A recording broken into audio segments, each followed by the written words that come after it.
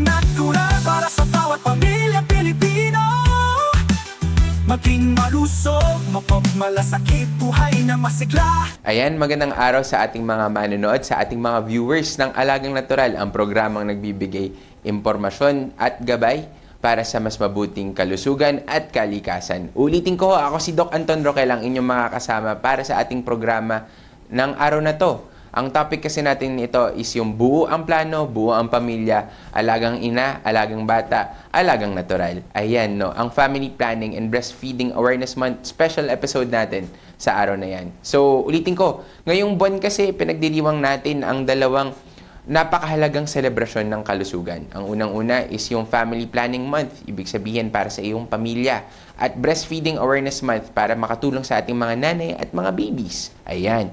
Ang mga temang ito ay hindi lang pangkababaihan at ito ay para sa buong pamilya, para sa mas malusog na komunidad din, no? At dapat alam din yan ng mga daddies natin para sa mas magandang pamilya. So ngayong araw na to, pag-uusapan natin yung responsible parenthood, yung mga haka-haka, mga facts tungkol sa reproductive health. Kasama na rin dyan yung access or yung mga pwedeng gawin for family planning services, yung mga empowerment ng kababaihan, breastfeeding, yung mga truths at saka mga myths ng pagsususo, at kasama rin dyan yung pagsuporta sa mga breastfeeding moms. So unang-una, ano ba yung responsible parenthood and family planning?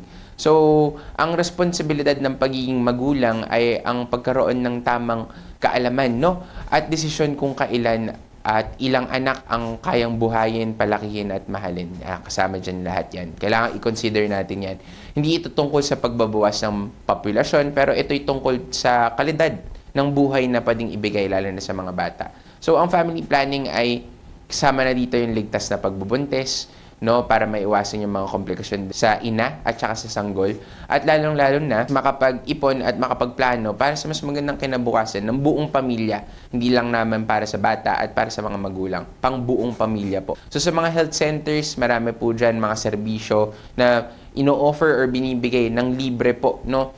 Tingnan lang po natin sa mga health centers kung meron po silang yung mga pills na binibigay, yung mga ibang mga IUDs, injectables, mga implants. Kasama na rin dyan yung condom at lalong-lalo na yung mga family planning, yung mga counseling na kasama natin dyan. May mga trained specialist, no, sa mga health centers ang kasama dyan. So, tingnan po natin kung meron sa pinakamalapit na health centers or miski sa munisipyo ninyo.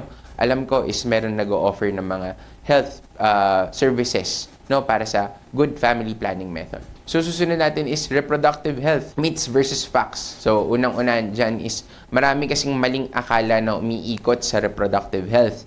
Lilinawin natin yung mga ilan-ilan dyan. So, unang-una, nakakabaog daw yung paggamit ng contraceptives. So, sa totoo lang po, hindi. Ang mga contraceptives ay reversible. Ibig sabihin, kapag hindi na po siya tinitake, pwede na pong bumalik sa unang estado ng katawan po, no? Kaya safe and effective naman siya when used properly po, no? Kaya dapat ito'y merong konsulta ng mga espesyalista tulad ng OB/GYN. Ayan. At saka ng mga doktor. Susunod po dyan is masama ang family planning sa mga bagong panganak. So, may mga method kasi, no? Unahin ko dyan is may mga method na pwedeng gamitin after birth, no?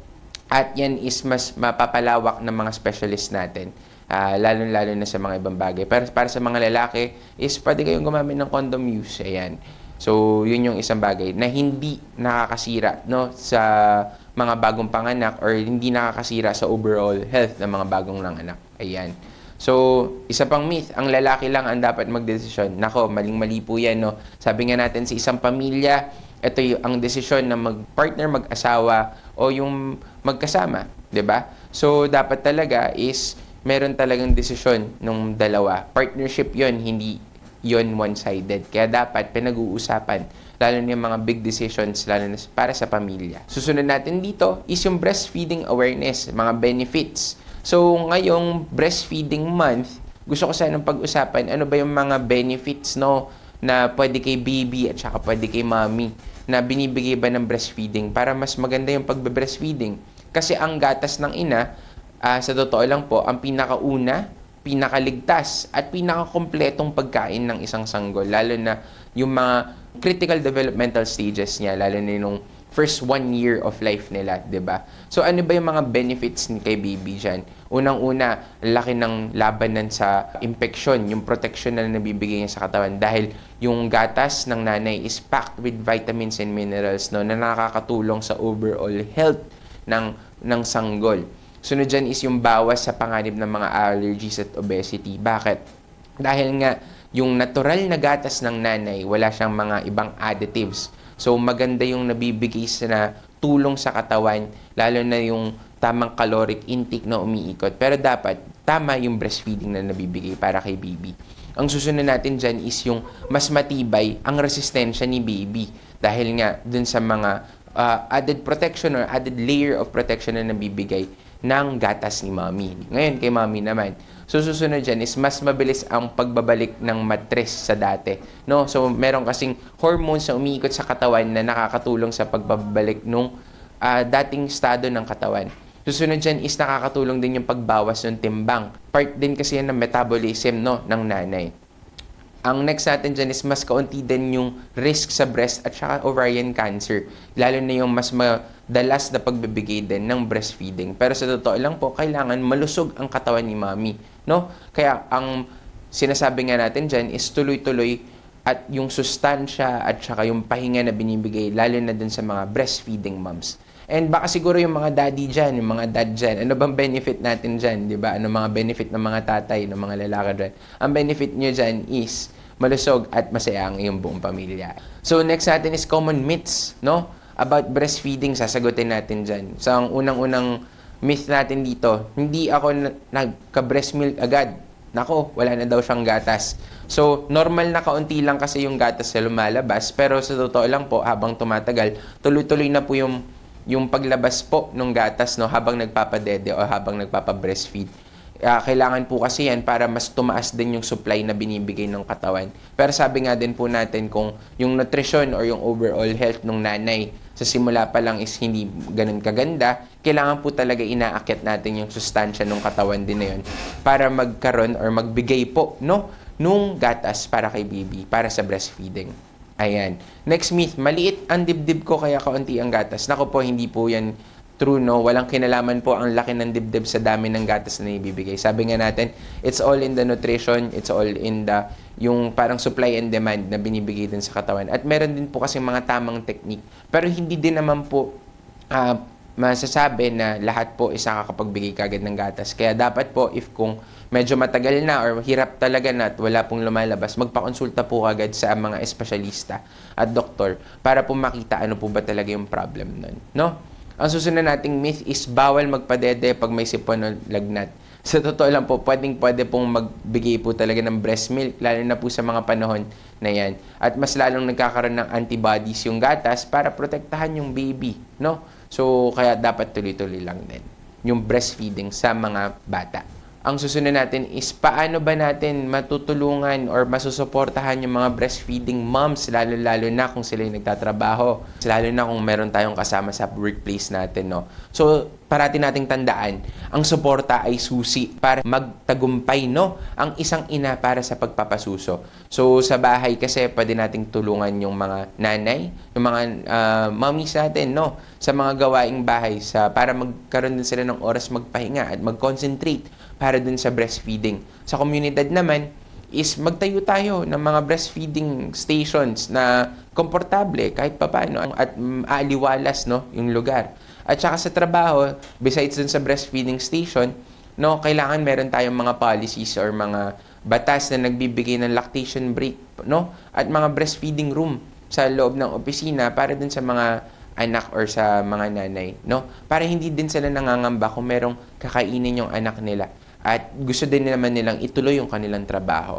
So sa huling segment natin, ito yung breast milk safety tips, no, yung mga storage and safety tips natin para mas madali natin maimbak at mas safe, no, yung gatas na may ibibigay natin sa ating mga chikiting. Ayan. So kung kailangan kasi nating mag-imbak ng gatas, tandaan natin na dapat may mga technicalities kasi dyan eh. So, pag room temperature, ibig sabihin, umabot ng mga hanggang 25 degrees Celsius, mga ilang oras lang yan, at least 4 hours, no? Lang. Ang mga naka-ref naman, yung mga 0 to 4 degrees na refrigerator, hanggang 4 na araw pwede. Pero kunyari, nilabas mo na, wag mo nang ibabalik sa loob. Kumbaga, single use. Pag kinuha mo na, kailangan maubos ka agad ni baby. No? At wag nang ibabalik at wag nang uulitin yung bote na yun. At kailangan, malinis talaga yung bote. Susunod dyan is, paano pag freezer naman? Pag freezer kasi yung gatas, up to 6 months. Pero sabi nga natin, kapag tino na natin or tinunaw na natin ulit, no, yung naka-freeze na gatas, wag na nating ibalik ulit sa refrigerator or sa freezer at dapat makonsume ka agad nila, no? So, mga susunod na mga tips natin dyan is, unang-una is wag nating i-microwave, no, yung breast milk. Bukod sa nasisira yung mga ibang mga vitamins and minerals, yung component, no, ng breast milk, lalo na pag mina-microwave. Kaya dapat yung tamang pag-init lang or tamang pag-thaw lang, no, yung tipong iiwanan lang natin para bumalik lang dun sa tamang temperature. Or indirect yung heat na ginagamit. Susunod is, sabi nga kanina, wag na nating i-refreeze once thawed. Ibig sabihin, kapag natunaw na yung gatas, wag na nating i-freezer ulit o patigasin natin ulit. Ang pinakamaganda nating gagawin dyan is lagyan natin ng label, no, ng kung kailang araw at oras, no, nilagay dun sa loob para at least kahit papaano nasusundan natin yung 4 hours, yung 4 days, at saka yung up to 6 months. Ayan, no? And lastly, is gamitin ang pinakaluma na gatas na meron tayo na nakaimbak. Yung luma na pwede pa ha, hindi yung luma na expired na po. So, gamitin natin yung pinakaluma para sa una. So, tandaan natin, first in, first out.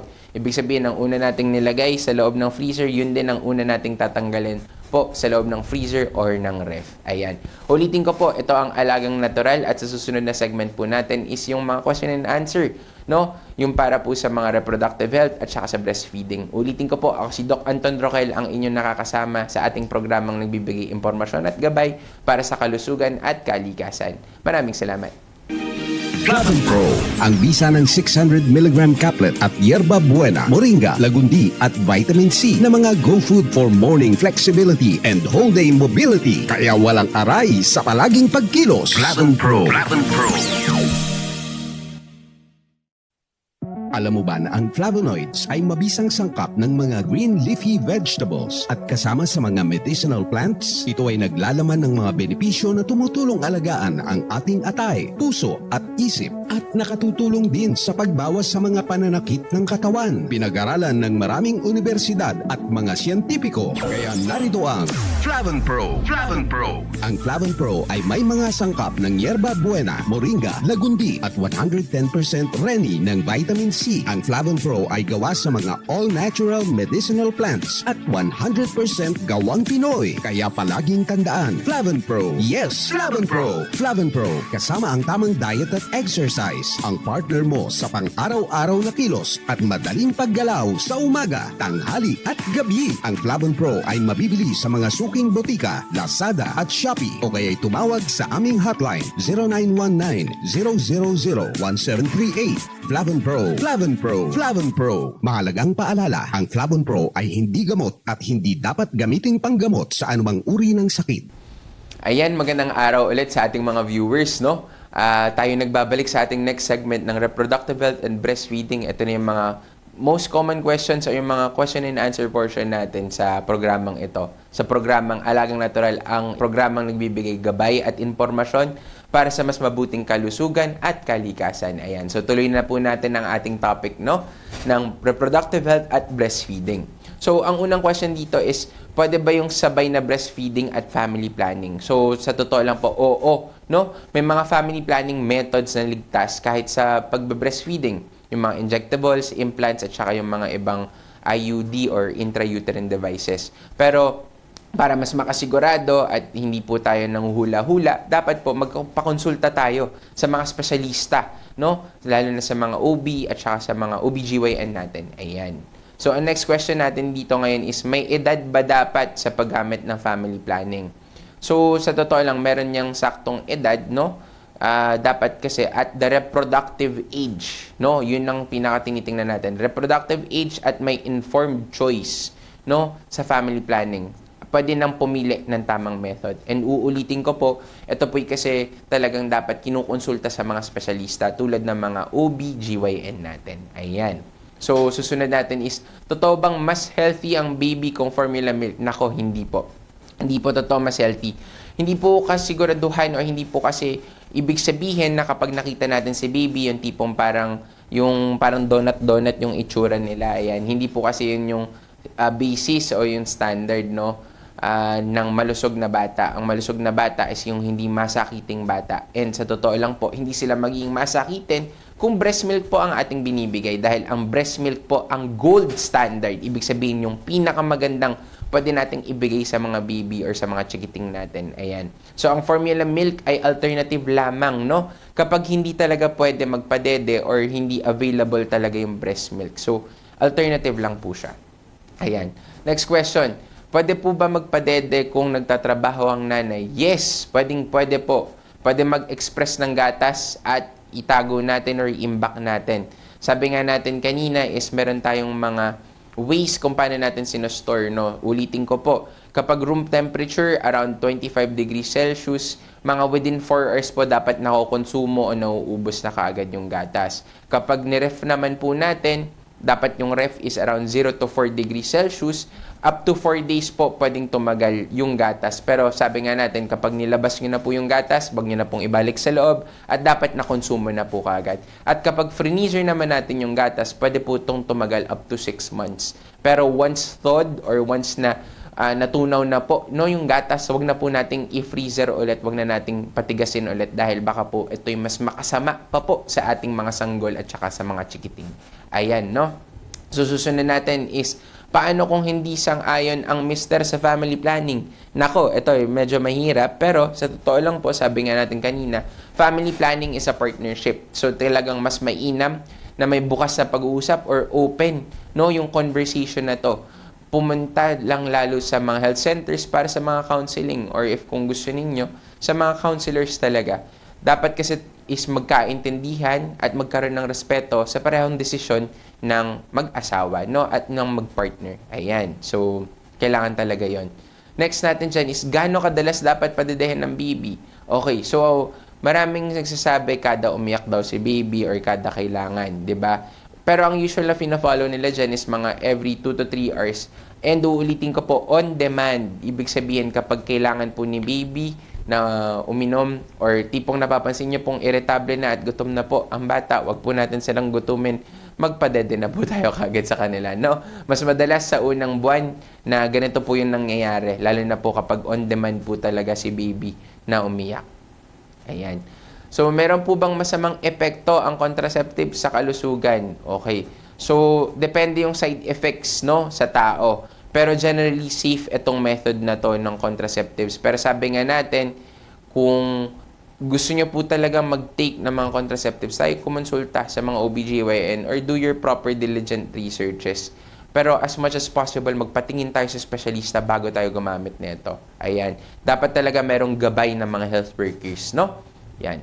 So next natin, anong gagawin kung masakit magpadede? Okay. So unang-una natin dyan is check natin yung posisyon ng bata, kung paano ba dumede yung bata, yung latching ng bata, no? So sa simula yan, kapag nagpanganak na ng baby, meron namang mga latching officer or yung mga nagko-coach kaagad, no, sa ospital, paano magpaturo or paano magturo ng tamang pagpabadede sa bata. So mapapakita doon or makikita naman kung paano yung tamang pamamaraan, no? Pero kung hindi po talaga nakakapagpadede or masakit talaga yung pagpapadede, mas maganda na kumonsulta agad sa mga espesyalista o sa mga doktor, no, para ang unang-una sa breastfeeding support, and then pangalawa, kung ano ba talaga yung problema para mas ma-actionan ka agad, no? So, madalas kasi sa ayos lang at saka sa tamang posisyon, pero paminsan, kung medyo mas malala, kung hindi natin alam, kailangan magpakonsulta para matreat ka agad at maagapan kung ano yung problema. Araw-araw ang digmaan. Umaga't gabi sumasabak sa laban. Dapat protektado ka outside at inside. Immune Advance contains 4 active ingredients gaya ng lagundi, malunggay, non-acidic vitamin C at zinc. Tulong pampatibay resistensya para tulong proteksyon. Isama pa ang proper diet at exercise. Para katawan ay handa, Immune Advance helps support a healthy immune system. Immune Advance ang sandata. No approved therapeutic claims. Ang Immune Advance ay hindi gamot at hindi dapat gamiting panggamot sa anumang uri ng sakit. Available in Shopee, Lazada, and other leading drugstores. Ayan. So, libre po ba ang serbisyo ng family planning? Nako, opo, libre sa mga health centers natin, no? Check lang natin kung ano yung mga ino-offer ng health centers natin, kung yung mga services po ba nila is kasama dyan. Kung wala man po sa health center, malamang po sa munisipyo ninyo is meron. At kung wala man po na ino-offer sila, dapat po is hinihingi po natin itong mga services na to at dapat binibigay po ng ating mga municipalities. Ayan. Ang huli nating tanong is ano ang pwedeng gawin ng ama para makatulong? Nako, ang ama po, ang mga daddies natin ay marami ang pwedeng itulong lalo na sa mga gawaing bahay, ang pag-aalaga ng anak, at saka higit sa lahat is yung pagpo-provide, no, sa kanilang mga asawa at saka sa kanilang pamilya. So bigyang suporta at pag-unawa din sa ina at saka dun sa mga chikiting at mga bata as the great provider nga, or yung mga providers nga, no, ng ating pamilya. Yan ang mga ama, ang mga tatay ng tahanan. Ayan, no. So napakarami pa nating pwedeng pag-usapan, pero tandaan, ang pagpaplano sa pamilya at ang pangangalaga ng sanggol ay hindi lang responsibilidad ng nanay, pero ng buong pamilya talaga ito, no? So, sa tamang impormasyon, ay susi sa mas maligtas at mas empowered na limpunan. Ayan, no? Ulitin ko, ako si Doc Anton Roquel. Kasabihan natin ngayon is kapag buo ang suporta, buo ang lakas ng pamilya. Ayan, no? At narinig niyo po yan dito sa Alagang Natural, ang programang nagbibigay gabay at impormasyon para sa mas mabuting kalusugan at kalikasan. So, hanggang sa susunod na usapan natin, dito lang sa magandang programa nating nagbibigay ng kaalaman, gabay at malasakit. Maraming salamat po ulit.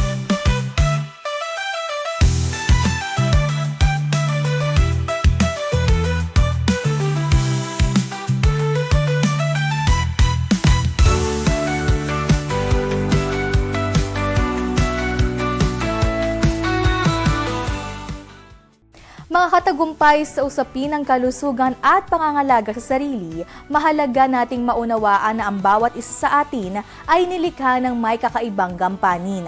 Gaya nga ng sinasabi sa aklat na What's in Your Hand ni Coach Lan Fernandez, bawat tao ay may natatanging papel na dapat gampanan sa kanilang buhay.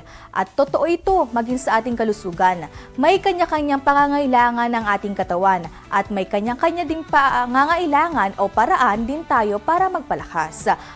Ang mahalaga, kilalanin natin kung papaano tayo ginawa ng Diyos at alagaan natin ito ayon sa ating natatanging disenyo. Tandaan na walang ibang makagaganap ng papel mo, ikaw lamang.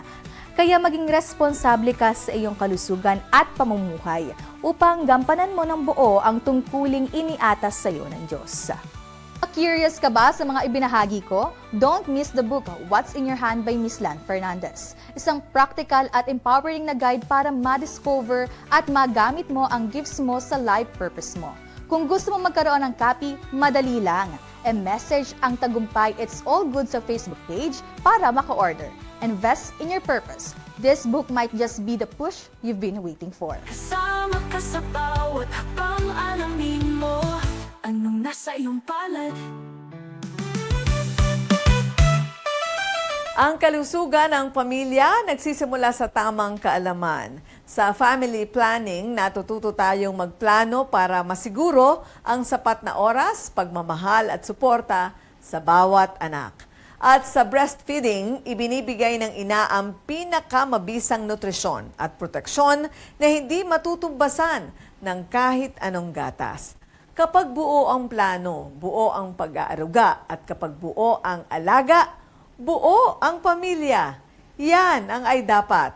Kaalamang naglilinaw, paggabay na may malasakit para sa pamilyang mas malusog at mas matatag. Hi everyone! Ako po si Doc Engineer Arnold Divina. At ako naman po si Aida Gonzalez, and we are your hosts here on Tagumpay It's All Good. Dito sa channel ito, we bring you real stories, inspiring journeys, and good vibes na siguradong magpapalakas ng inyong umaga. Kaya naman, don't miss out. Follow and like us on Facebook. And don't forget to subscribe to our YouTube channel. Just search Tagumpay It's All Good. At syempre, share nyo na rin sa inyong pamilya, barkada at kapitbahay. Let's spread good news, good vibes, and God's goodness Dahil sa tagumpay, it's all good!